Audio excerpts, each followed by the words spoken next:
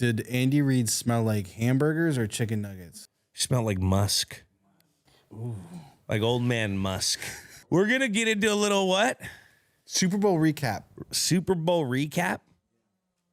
Let's recap it. Jack put some questions together to hear about your time in New Orleans. What was the best part of your week? Best part of my week. I really enjoyed going to the Chiefs practice. Yes. Will you talk more about that? If what you can. I get a text from the Fox people who wants to go to practice. I'm sitting like, all right, I'll probably go to Phillies practice, whatever. I was like, no way they'll let me go to the Chiefs. Little I know, I see Kansas City practice. I'm like, fuck, I want to go check it out. You know, I'm part of the evil empire. They're going to let me in there. Little DV camera in the corner. Yeah, I didn't want to say. No, I'm joking. But I was just like, man, that's cool. I want to see what their operation's like. I want to see the crispness of their practice. And I got to go in there, and it just brought up a bunch of memories of, you know, going to the local college. We went to Georgia Tech. It kind of gave me that same vibe. They were at Tulane, the Super Bowl grass. Like the practice grass was nice. I remember that in Arizona and Georgia. It just brought a lot of comforting memories back. And then it was also great to see, you know, the great organization of Kansas City. I mean, this is a great organization. They've been balling. I wanted to see what it looked like behind the scenes, and it was exactly what I expected. Patrick Mahomes, you know, very professional, getting his work in. You know, I know they didn't perform their best, but they looked the part. Mm-hmm. They practiced hard. They were always doing stuff, and I was really impressed. Got to meet Brett Veach. He was a huge fan of the podcast. 2-inch. Yeah, 2-inch. He had a lot of stuff to say. I want him. He said he would come on Games with Names to open that story and tell the truth about that story with Eric Stone Street in his first meeting of Tom Brady. He wants to tell the truth. Ooh, I like that. What a tease. We need more GMs on the show. Yeah. And he was awesome. He was, you know, they were the hospitality from the Chiefs. It was funny. A lot of the staff, like, you know, I saw, you know, Brendan Daly, he coached with us, got to spend some time with him. But a lot of staff would come up to me and say, you touched it, you know, like talking about the punt. Yeah.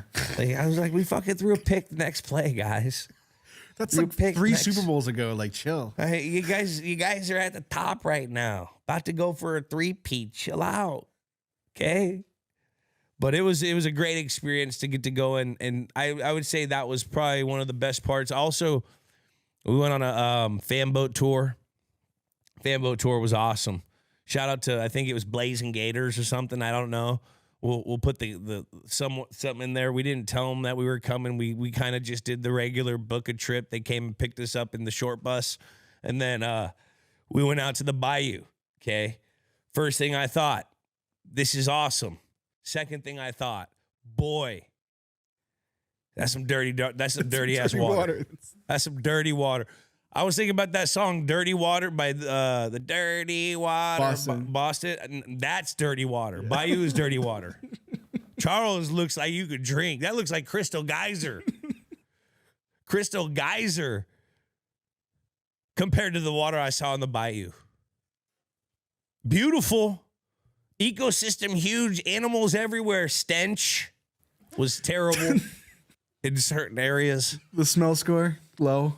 Beauty, unreal. People, awesome. The tour, everyone, awesome. Little dirty. The water was dirty. Yeah. I'm going to go back to the Chiefs practice real quick. What's something that they did that you were like, yep, that's something we did? What's something that they were doing, and whatever you want to say? I'll just say this. What they did that was very similar to what we did, we didn't have any wasted time. So when your defense was out going against the scout team, like the offense technically has that time off. But what the offense was doing is you see the big linemen working on their blitz protections, like doing a blitz period pickup, like on that extra time. You'd see the quarterbacks and the receivers doing a scramble drill. You'd see, you know, the running backs working ball security. There was just efficient time being used, which is very similar to how we were. You know, you really very rarely had chill time unless you were like an old guy that couldn't run anymore, like me when older. But what's something they did that you was like, oh, that's interesting. We could have done something like that. nah, there's multiples away to the top. Last Chiefs practice question. Did Andy Reid smell like hamburgers or chicken nuggets? Smelled like musk. Ooh. Like old man musk. He was cool. He brought me up. He like brought me to him. I fucking enjoyed hanging out with him for like the 2 seconds that I did. He made me feel like he's got that thing. He's got that thing. I tried to reference the fingies or the nuggies. I don't think he ate that up real well. Didn't love that. But I like that. It makes me respect him more. Yeah. Trav was cool. He came up to me at practice. I know he's been getting a lot of headlines, but you know, something be said that you gotta tip your cap to those guys. They've been in a lot of important games the last lot of years. Now, who's the coolest person you ran into your weekend? I think when we went to the Bert Kreischer show, Shane Gillis was just talking about you on his podcast. Some guy came in for a hug. I don't know. There was some guy behind. I don't know. There was like a green room, and I don't know. Like I didn't know everyone, so you're kind of in like alert mode. Everyone could be somebody. And I'm kind of just reading the room when I just walk into this place and I see Tyreek Hill.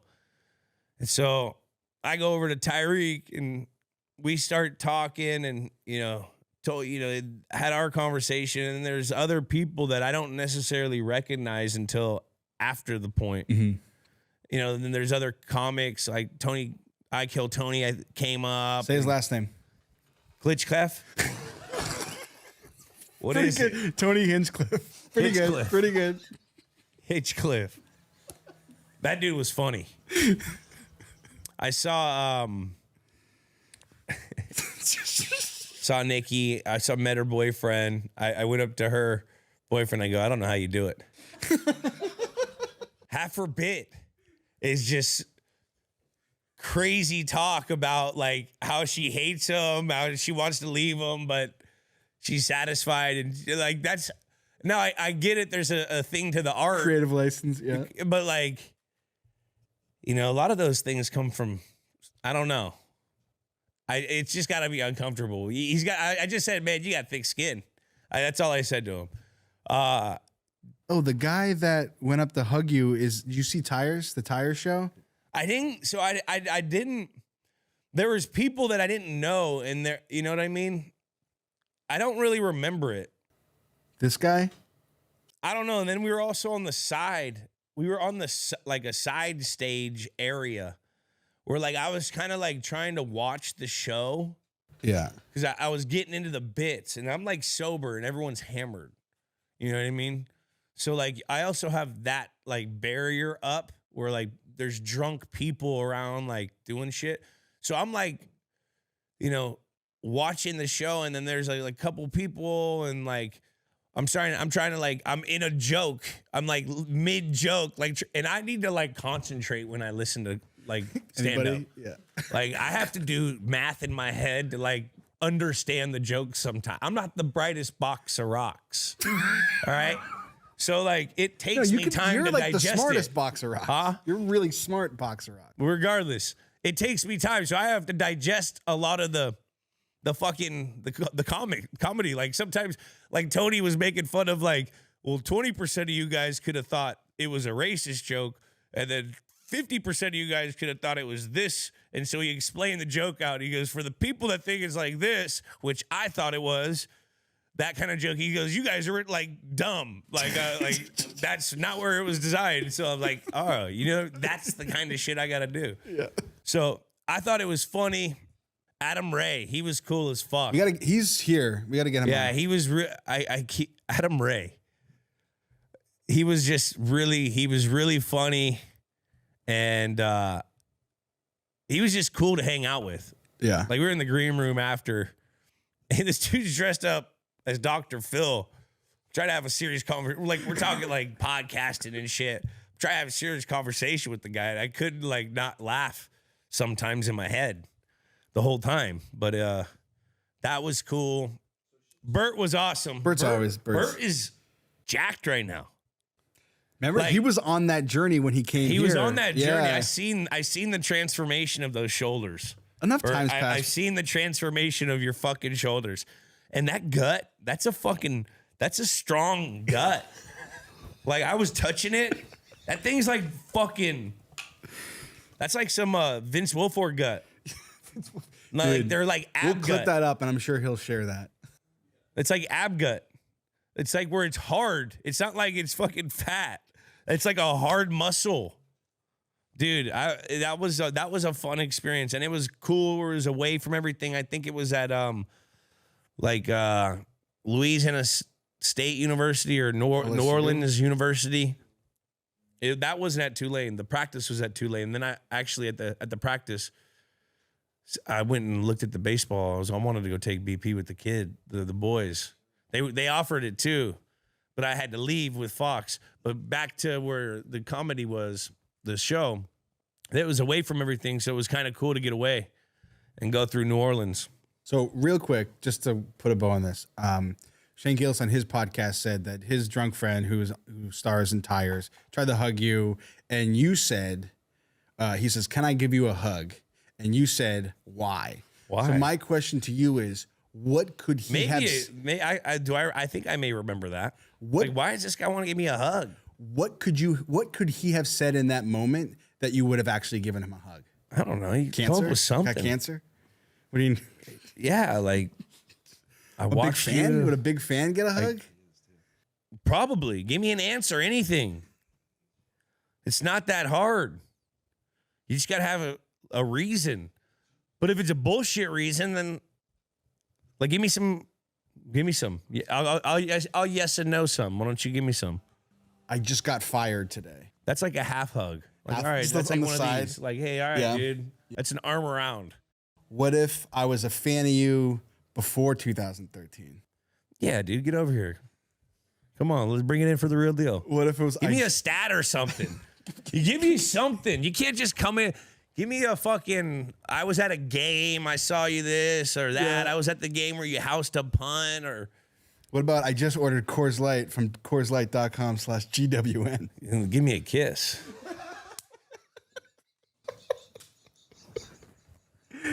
All right, that's great. Any other things from the Super Bowl? I didn't even get to watch the halftime show. It was cool. It was good. Sam Jackson was in it. That's tight. I know. I saw the picture, but the audio was out where we were watching the game. We were watching it under the bleachers in this like made green room, which was awesome. Kind of snuck out and watched it for a little. They were kind of like, it's Super Bowl's like Fort Knox with all the security credentials, this, that, the other. Yeah, particularly this And year. I didn't even want to deal with it. So like I went to the bathroom and I peeked my head out and watched a little of it and went back in and watched the halftime show with no audio. It feels like the worst possible experience. And it was delayed because I could hear it from outside. It was like right above me. So like I was trying to put it together in my head the whole time. Like, but I was like, this is like 2 seconds off. And then I'd be like, is it before or after?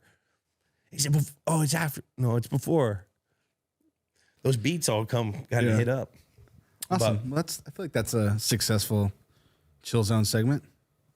Yeah, great restaurants, great food. Do you have an early prediction for the Super Bowl next year in San Francisco? Early prediction? No, dude. Hard before free agency. It's hard before the draft. Yeah, dude. What? This is what are we, just clickbait material? Hey, what the fuck is this? Chargers 49ers. You've heard it here first. Dude. I think these guys and these guys. I need some cred. All right, That South Park, dude. If you guys haven't seen that South Park, that shit is so funny. That the influencer OnlyFans one is so hilarious because I'm literally dealing with it at home. It's about an episode where the kids at school want cred, which is like trying to make fun of Prime or whatever. Yeah. I got my daughter coming home asking me about Feastables and shit.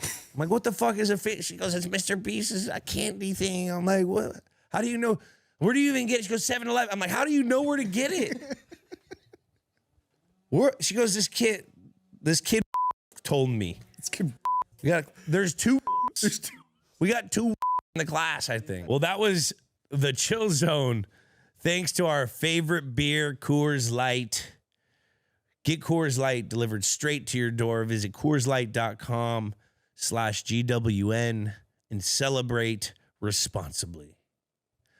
Well, thanks again to O'Shea Jackson. Everyone go out and see Den of Thieves 2. Den of Thieves 2 Pantera is available now on premium video, on demand, and on 4K UHD Steelbook, Blu-ray, and DVD March 4th from Lionsgate. Well, that's been another episode of Games with Names. Subscribe on Apple Podcasts, Spotify, or wherever you listen to your podcast. Comment a game you want us to do, and remember, rate and review. Leave us a 5-star review on Spotify while you're there. Remember to follow Games with Names on YouTube, Instagram, X, TikTok, and Snapchat. Leave a comment on the YouTube full episode. We'll read the best comments on the show. Future episodes. Those are always super fun. I love that stuff. I like hearing people that actually listen to our shit. Yeah, kind of cool. It is nice. That's the thing about New Orleans too, is when people come up to me, they all say they like the podcast. First responders, fans, Philly fans, Chiefs fans. That was fucking crazy. We got to leave a message on the old hotline, 424-291-2290. We'll see you guys next week.